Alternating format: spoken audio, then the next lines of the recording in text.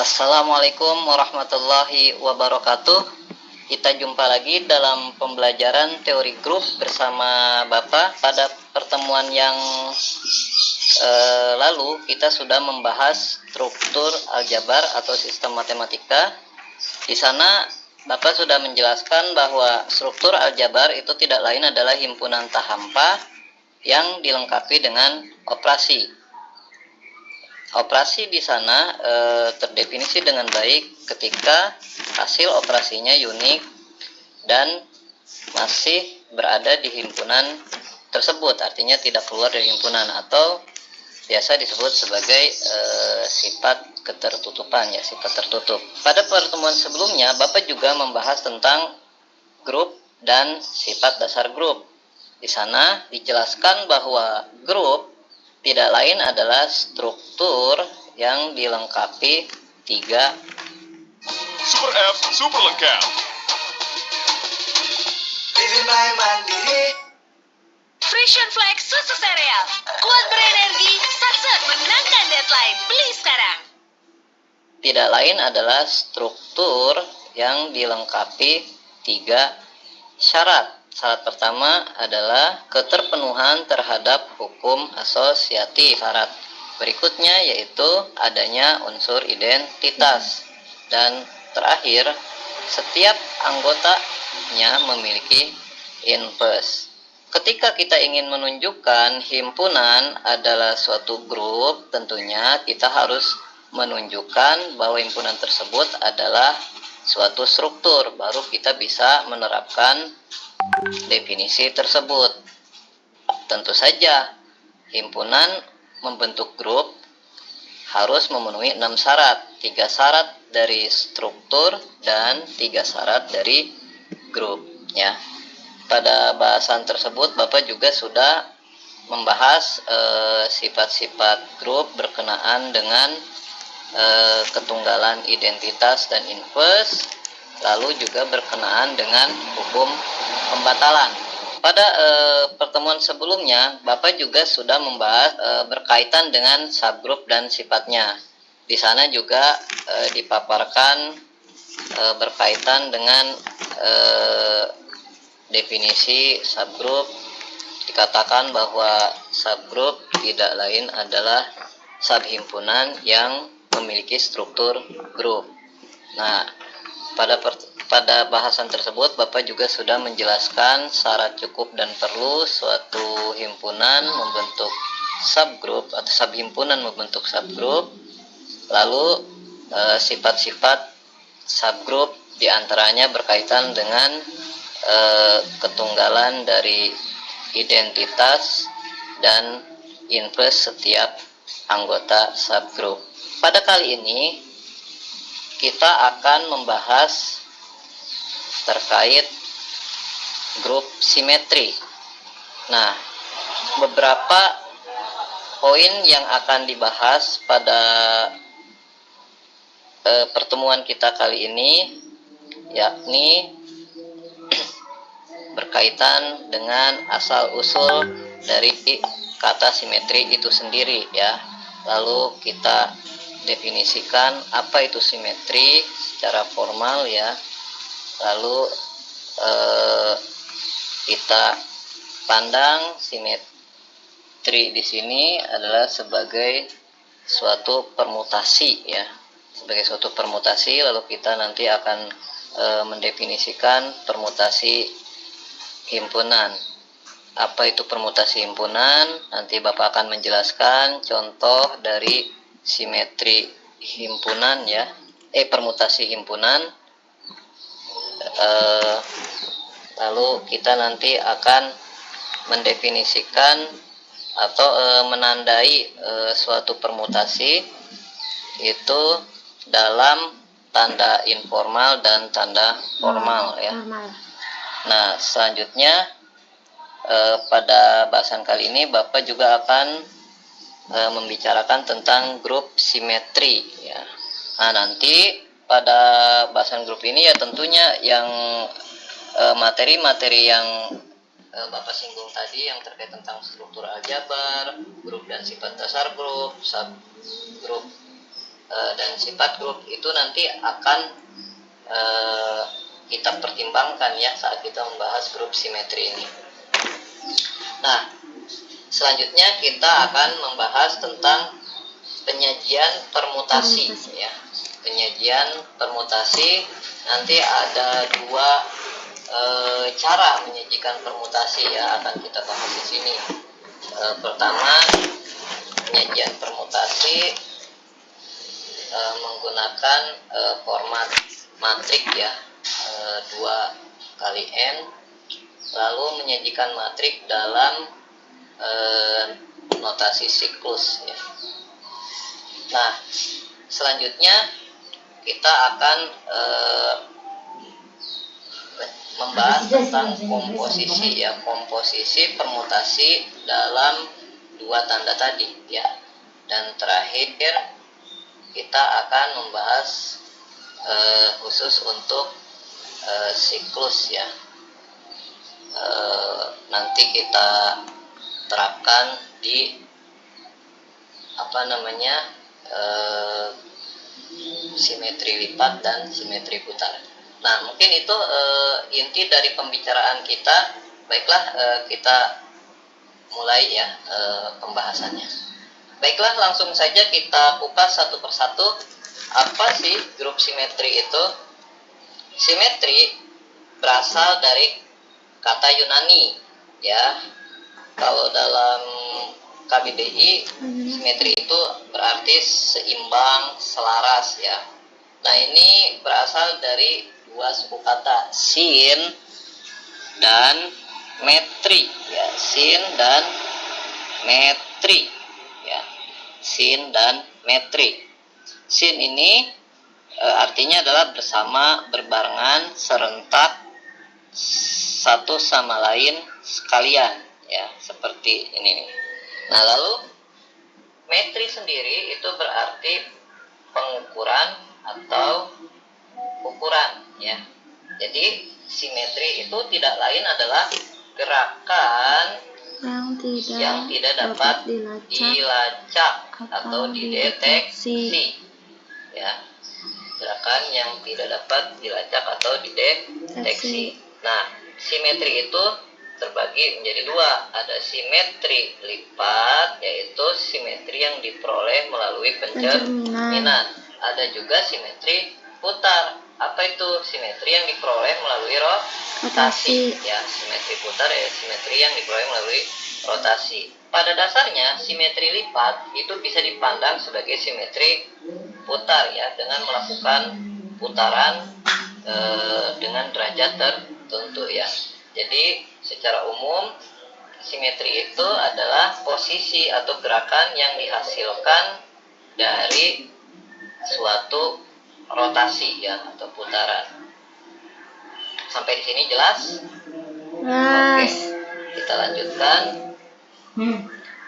Nah, setiap gerakan itu pasti ada titik awalnya atau posisi awal. Nah, dalam simetri, posisi ini kita sebut sebagai identitas ya, identitas. Ini adalah posisi awal. Ya, identitas adalah posisi awal.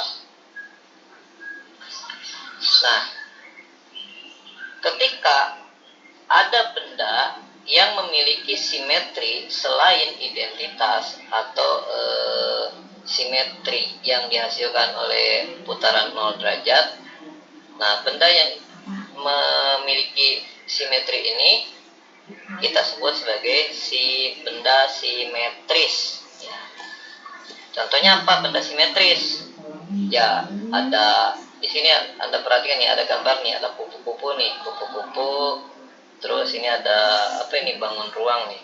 Terus ada telur. Nah, ini ada gambar orang nih, saling membelakangi. Nah, ini semua adalah benda simetris. Kenapa?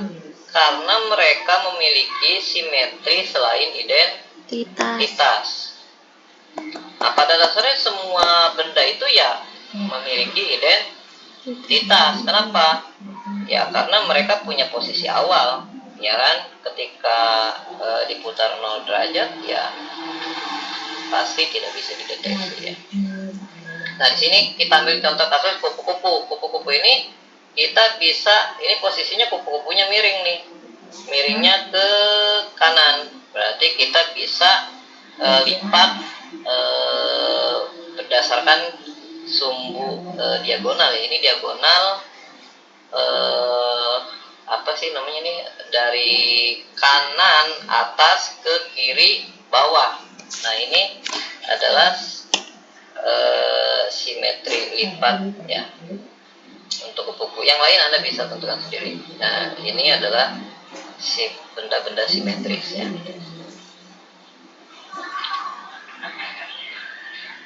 Lanjut. Nah,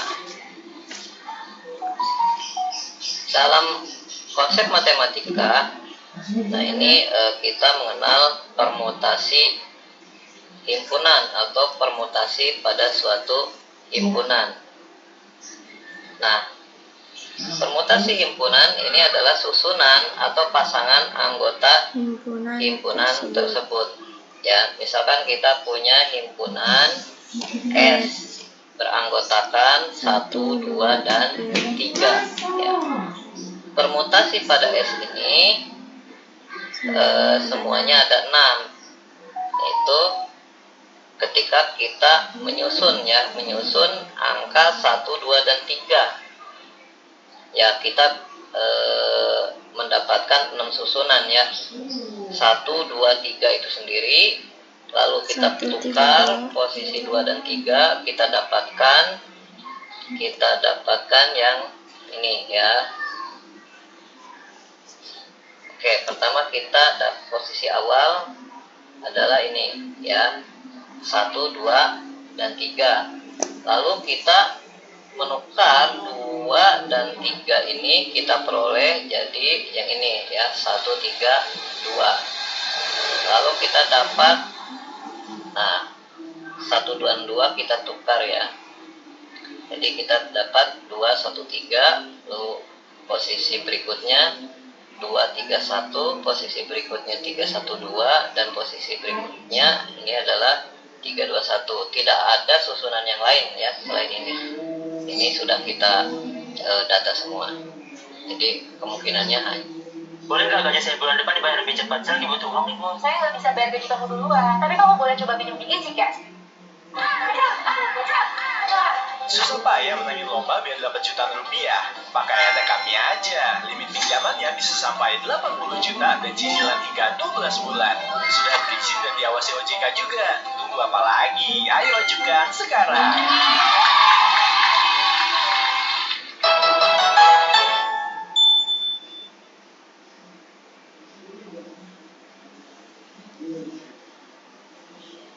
Data semua.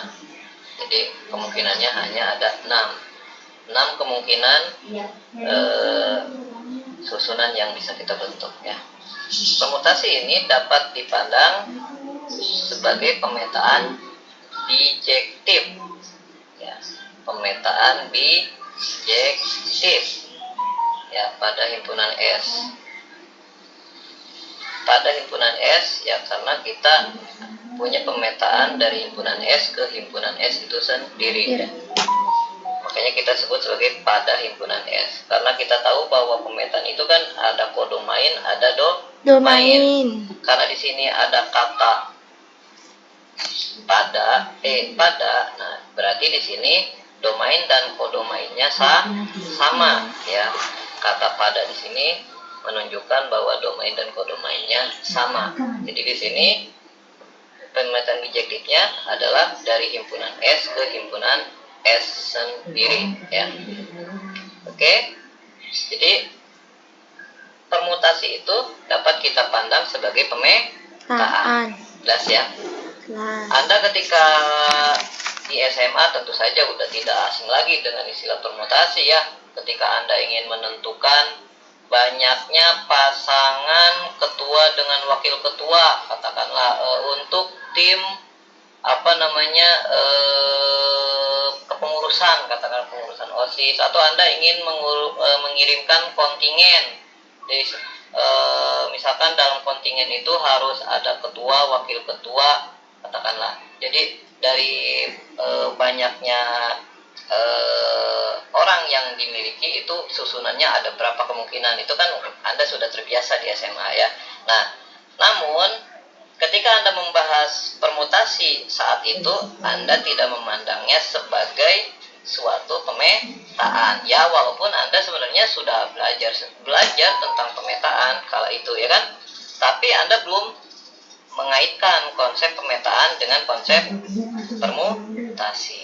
Nah, sekarang Bapak mengenalkan ya bahwa permutasi bisa dipandang sebagai suatu pemetaan. Gimana caranya? Nah, ini kita lihat ya. Jadi jangan ragu ya bahwa yang dimaksud permutasi di sini sama dengan permutasi yang sudah Anda pelajari itu ya.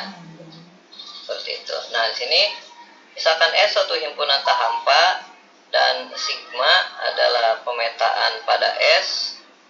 Pemetaan sigma kita sebut permutasi pada S jika bersifat bijektif. Nah, di sini kita kalau tadi kita berbicara pemetaan pada himpunan hingga ya. Coba kita lihat lagi. Nah, di sini himpunannya hingga, anggotanya 1, 2, dan 3. Nah, sekarang karena kita sudah menunjukkan, sudah memandang, sudah mampu kita akan mengklaim bahwa bahwa permutasi itu tidak lain adalah pemetaan. Nah, sekarang kita bicara pemetaan secara umum, yaitu untuk sembarang himpunan. Misalkan S suatu himpunan tak hampa dan sigma pemetaan pada S. Pemetaan sigma disebut permutasi pada S jika bersifat bijektif. Perhatikan relasi pada himpunan berikut ya, relasi pada himpunan bilangan real ya. Nah, di sini Bapak berikan 2 contoh relasi di sini, yaitu relasi yang memasangkan setiap anggota bilangan real ke dirinya sendiri nih. Ini. Lalu contoh yang kedua adalah relasi yang memasangkan setiap anggota ke kuadratnya dilebihkan 1 ya. Dan ini. Nah, pertanyaannya adalah apakah 2 contoh ini adalah permutasi? Nah, kita perlu membuktikannya ya. Nah, untuk yang pertama ini akan Bapak bahas. Nah, sisanya nanti Anda coba sendiri. Nah, sekarang kita mulai yang pertama ya. Untuk membuktikan yang pertama, berarti kita butuh apa sih itu pemetaan bijektif? Ya, untuk menunjukkan pemetaan bijektif, berarti kita harus menunjukkan 3 langkah ya. Pertama, Anda harus menunjukkan pemetaannya dulu, bahwa sigma ini terdefinisi dengan baik. Lalu Anda harus menunjukkan bahwa si sigma ini adalah pemetaan satu. Dan terakhir Anda harus menunjukkan bahwa sigma ini adalah pemetaan pada. Nah, ketika semua itu terbukti, baru kita dapat mengklaim atau kita dapat mengatakan bahwa sigma ini adalah permutasi ya. Nah, sekarang yang pertama dulu kan kita tunjukkan bahwa sigma ini adalah pemetaan ya. Sigma adalah pemetaan. Nah, berarti kita ambil X dan Y anggota bilangan real. Nah, dengan X sama dengan Y.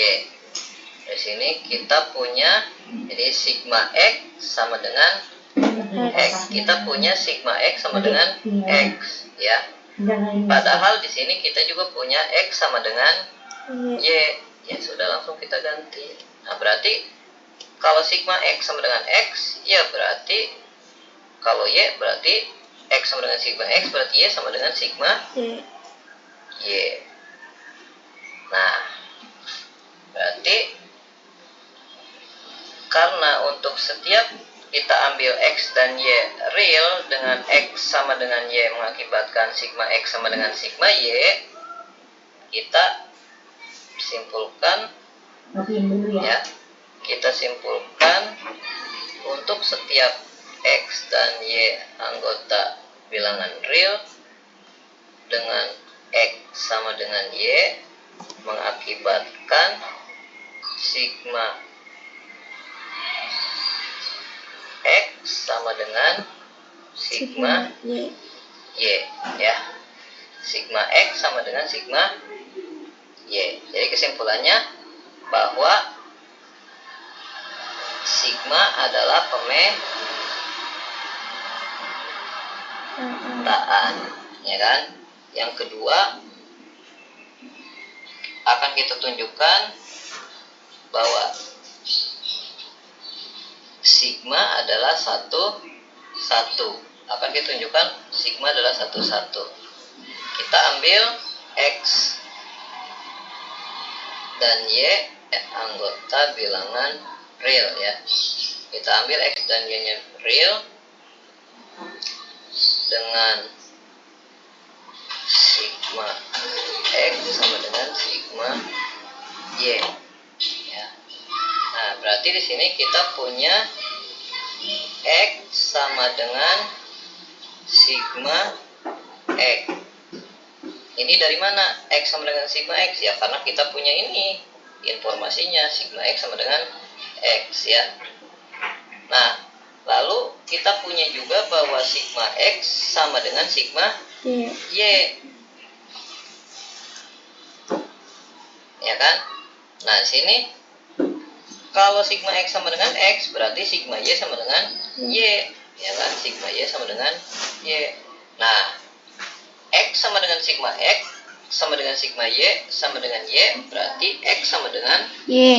Kita pakai silogisme ya. Jadi di sini maka X sama dengan Y. Ya. Jadi untuk setiap X, Y anggota bilangan real ya, untuk setiap X anggota bilangan real, untuk setiap X, Y anggota bilangan real dengan sigma X sama dengan sigma Y ya, mengakibatkan X sama dengan Y, maka kita katakan bahwa sigma ini adalah satu. Oke. Dari penjelasan nih antara pemetaan terdefinisi dengan baik dengan pemetaan satu-satu itu seperti kebalikannya ya, seperti konverse ya atau kontraposisi. Berarti tadi terdefinisi dengan baik sudah, lalu ini pemetaan satu-satu sudah, satu lagi adalah pemetaan pada ya. Ini udah penuh. Oke, kita hapus dulu ya. Kita hapus semuanya. Kita akan buktikan yang ketiga. Akan kita buktikan bahwa si sigma ini adalah pada. Oke. Untuk menunjukkan sigma pada ya berarti kita harus menunjukkan bahwa semua anggota kodomainnya itu harus punya prapeta ya, harus punya pasangan di domain ya. Oke. Berarti kita ambil Y anggota dari anggota bilangan real ya. Anggota bilangan real X. Lalu kita pilih. Nah, kita pilih mana yang menjadi prapetanya dari si Y ini, pasangan si Y ini. Jadi kita punya di sini Y. Kita harus menentukan yang ini nih. Nah, si Y input ini ya, si prapeta dari si Y ini. Nah, berarti di sini kita Baju biru favoritku pudar keseringan dipakai. Tenang, kalau pakai Multipart Plus Protect dengan Ultra Care teknologi 10 kali lebih wangi dan rawat baju. Jadi wangi. Di musim pemilu, banyak beredar gambar atau video yang dimanipulasi jadi konten hoax. Bikin keder. Nah, berarti di sini kita pilih X yang sama dengan Y ya gitu. Jadi kita pilih anggota domain yang sama dengan anggota kodomain yang kita ambil tadi ya. Kita pilihnya yang sama ya. Kalau misalkan kita ngambil 3 bilangan real ya, berarti kita ambil 3 lagi di di domainnya ya. X-nya anggota bilangan real sehingga X sama dengan Y. Nah, seperti itu ya. Nah, dari sini berarti kita punya Y sama dengan, karena kita sini punya X sama dengan Y, berarti kita Y sama dengan X. Sementara X sendiri adalah tidak lain sigma X. X adalah sigma X. Nah, jadi setiap kita mengambil anggota kodomain, katakanlah Y, senantiasa dapat kita temukan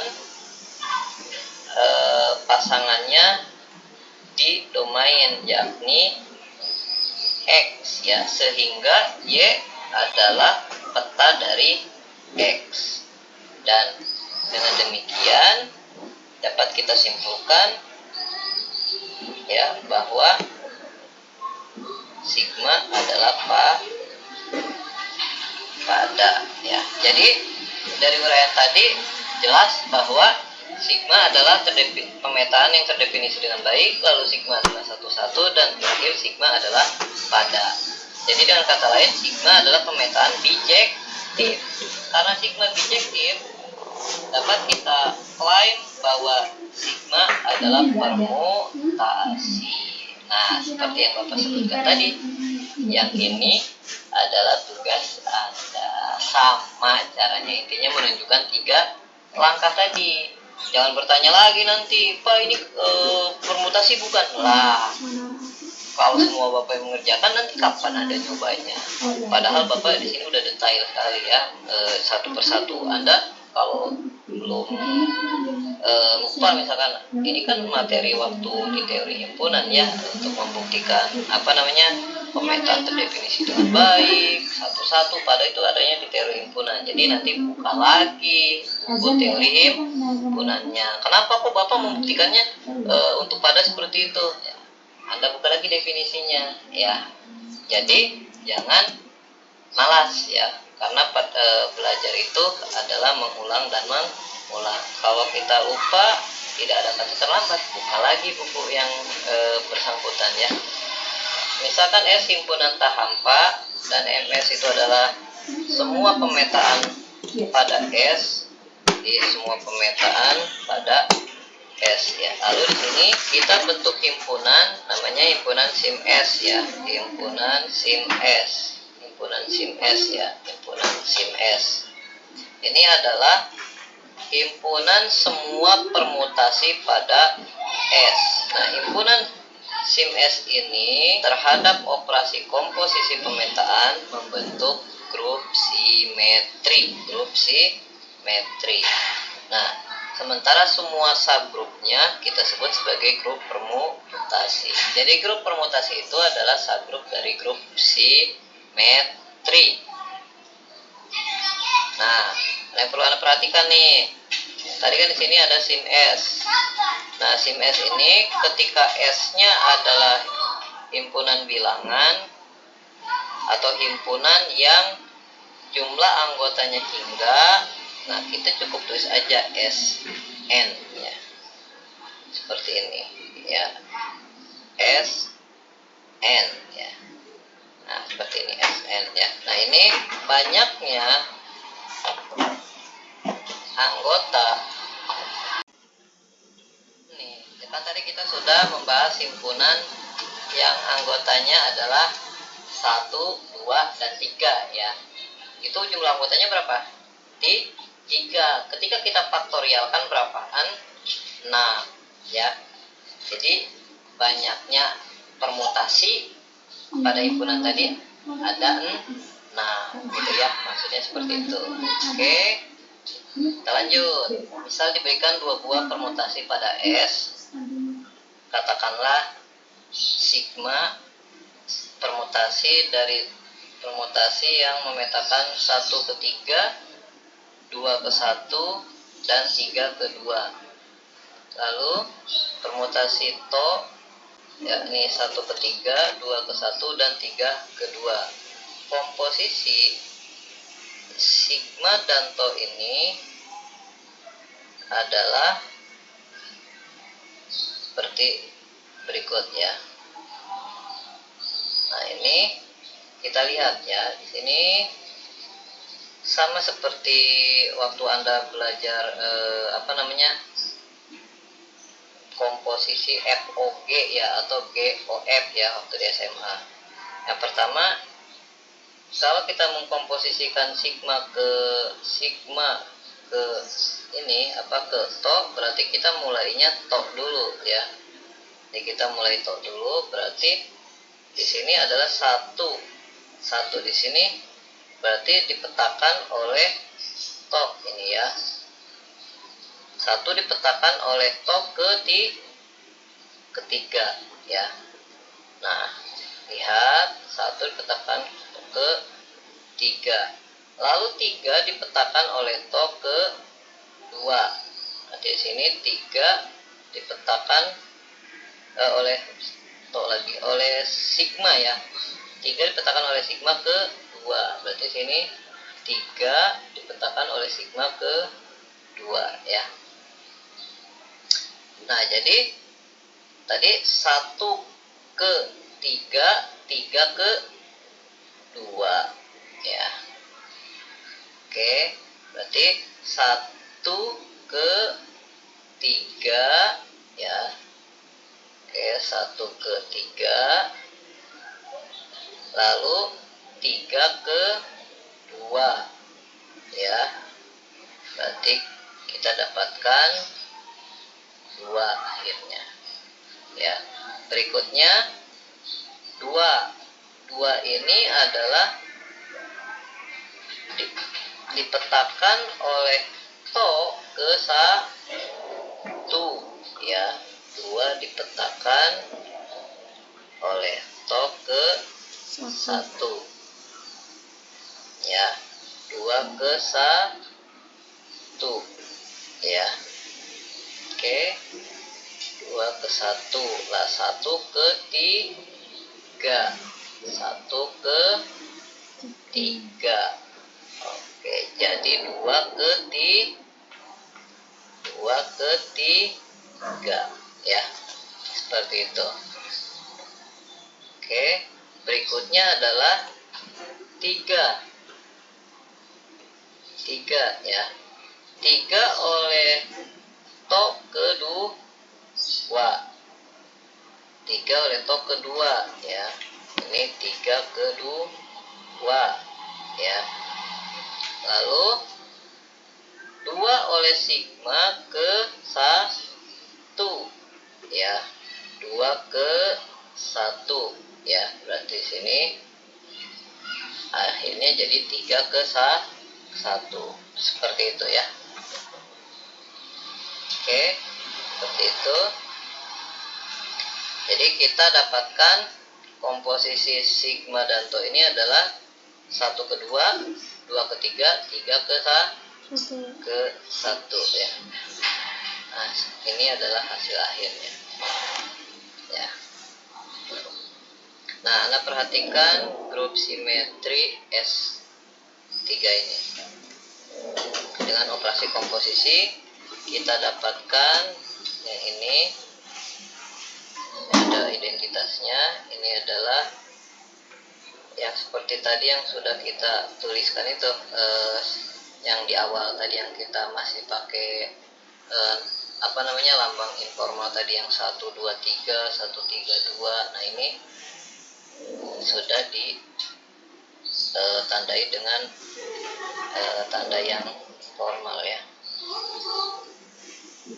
Nah, Ini tertinggi mencapai 50 juta. Yakin nggak mau? Mau.